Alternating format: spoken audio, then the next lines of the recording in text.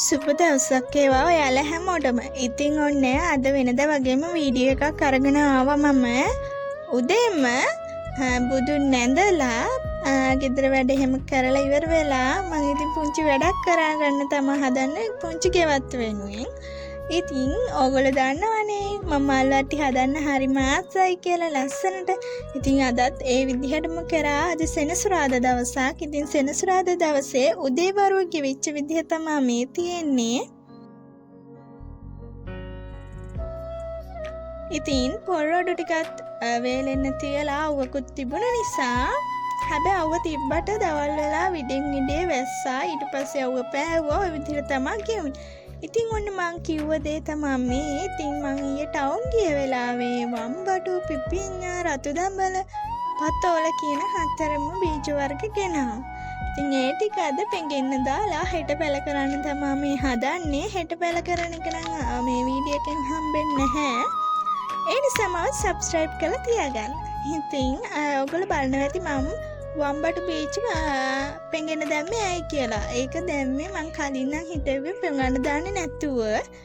දැන් පොඟන්න දැම්මේ මම වීඩියෝ එකක දැක්කා ඒ විදිහට කරනවා. ඉතින් අත්දැකීමක් ලබා ගන්නත් එක්ක මම ඒක ඒ විදිහට කරා. ඉතින් ඊට පස්සේ පිපිඤ්ඤා අලුතෙන් තමයි මම ගෙනාවේ. බලමු ඒක සාර්ථක වෙයිද නැද්ද කියලා. පතෝල නම් මම හිටෝලා එකෙන් කරල් එහෙමත් කැපුවා.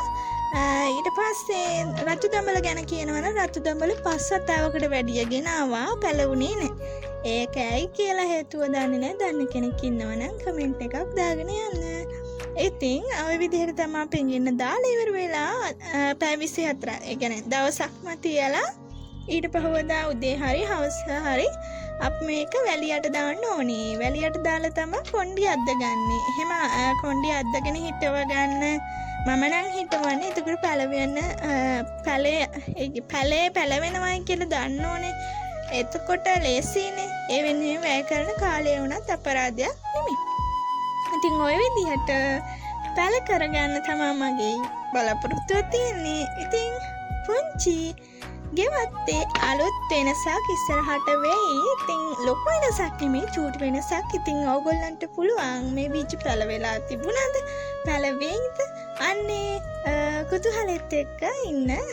ඉතින් ඔන්න ඕගොල්ලන්ට ආරාධනා කරන අලුත් කෙනෙක් නම් මාව සබ්ස්ක්‍රයිබ් කරලා එකතු වෙන්න. නැත්නම් මේක බලන කෙනෙක් නම් සබ්ස්ක්‍රයිබ් නොකර බලන කෙනෙක් නම් මාත් එක්ක එකතු වෙන්න කියලා. ඉතින් මේවා මට මතකයන්. ඉතින් ගොඩාරියක් වටිනවා. ඉතින් මං අදට ගිහින් එන්නම්. හෙට ඕනේ වුණොත් මං හෙට කරන දේ වීඩියෝ එකකින් අරගෙන එන්නම්. ගිහින්